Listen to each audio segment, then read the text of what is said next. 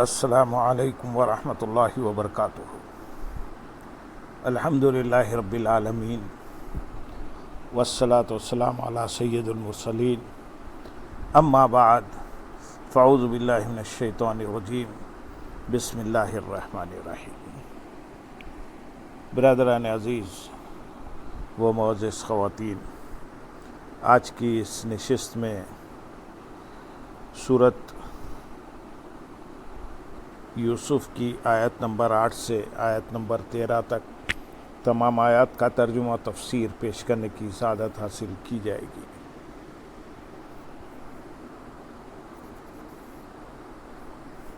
قالوا ليوسف وأخوه أحب إلى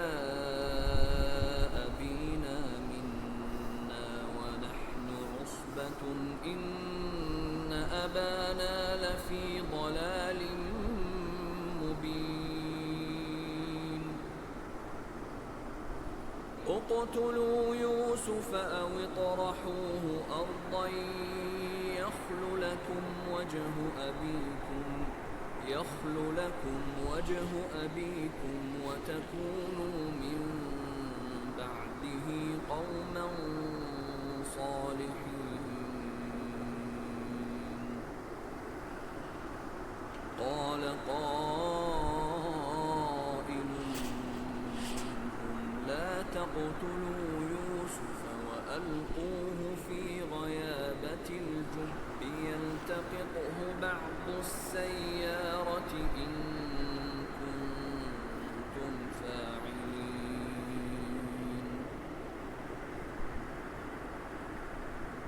قالوا يا أبانا ما لك لا تأمنا على يوسف وإنا له لناصحون أرسله معنا غدا يرتع ويلعب وإنا له لحافظون قال إني ليحزنني أن تذهبوا به وأخاف أن يأكله الذئب وأنتم عنه غافلون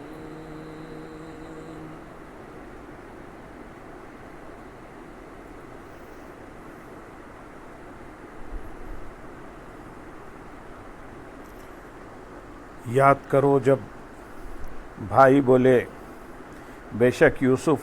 اور اس کا سگا بھائی ہمارے باپ کو ہم سے زیادہ محبوب ہیں، حالانکہ ہم ایک جماعت ہیں،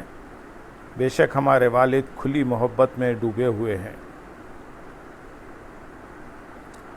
یاد کرو جب انہوں نے کہا،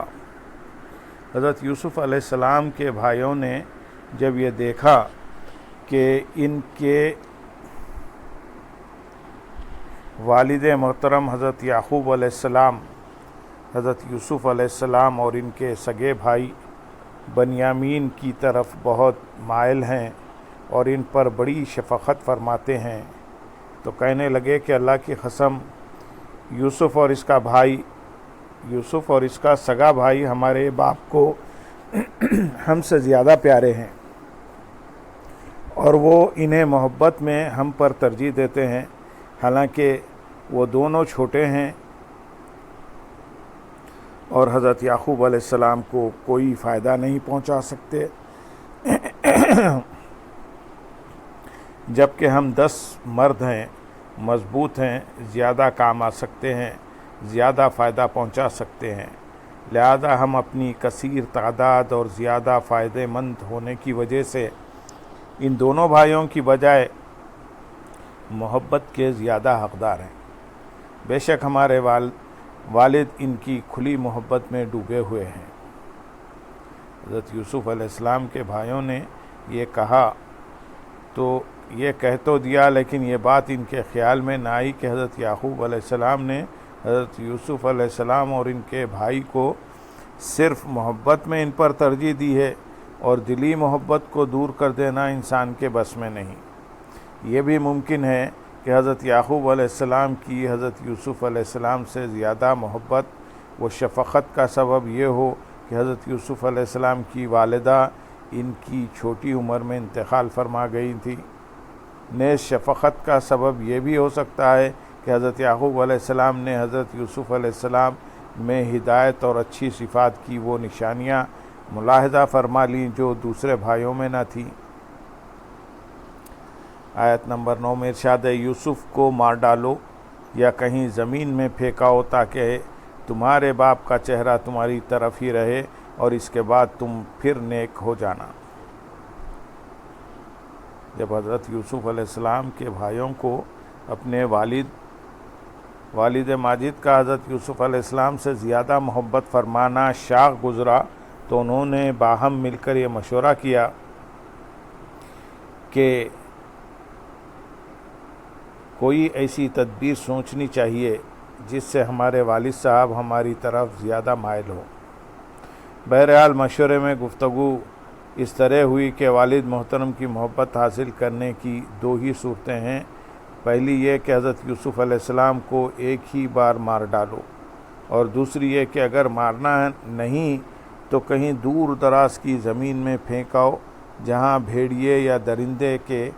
کھا جانے میں اسی سرزمین میں انتقال کر جانے کی وجہ سے ان کا حضرت یعقوب علیہ السلام کے پاس واپس آ جانا ممکن نہ رہے۔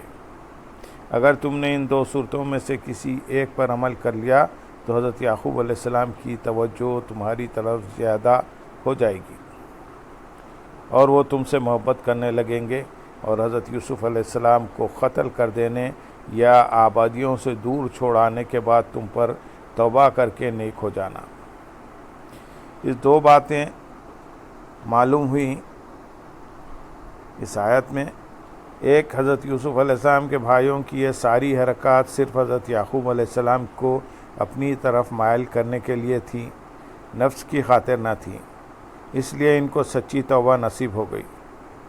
قابل کی حرکات چونکہ نفس امارہ کے لیے تھی اس لیے اسے توبہ نصیب نہ ہوئی۔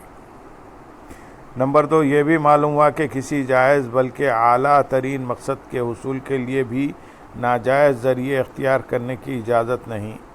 جیسے یہاں حضرت یوسف علیہ السلام کے بھائیوں کا مقصد والد کی محبت کا حصول تھا جو کہ منصب نبوت پر فائز بھی تھے، لیکن اس کے لیے ناجائز ذریعے اختیار کیا، اس کی مذمت کی گئی۔ آیت نمبر 10 میں ارشاد ہے، ان میں سے ایک کہنے والے نے کہا، یوسف کو قتل نہ کرو اور اسے کسی تاریک کنویں میں ڈال دو کہ کوئی مسافر اسے اٹھا لے جائے گا اگر تم کچھ کرنے والے ہو۔ ان میں سے ایک کہنے والے نے کہا، یعنی حضرت یوسف علیہ السلام کے بھائیوں میں سے یہودا یا روبیل نے کہا کہ یوسف کو قتل نہ کرو کیونکہ قتل گناہ عظیم ہیں، اور اسے کسی تاریک کنویں میں ڈال دو کہ کوئی مسافر وہاں سے گزرے اور انہیں کسی دوسرے ملک میں لے جائے۔ اس سے مقصد بھی پورا ہو جائے گا کہ نہ وہ یہاں رہیں گے اور نہ والد صاحب کی نظر عنایت ان پر ہوگی، لہذا اگر تم کچھ کرنے والے ہو تو یہ کرو۔ اس میں اشارہ ہے کہ چاہیے تو یہ کہ کچھ بھی نہ کرو، لیکن اگر تم نے ارادہ ہی کر لیا ہے تو بس اتنے ہی پر اکتفا کرو۔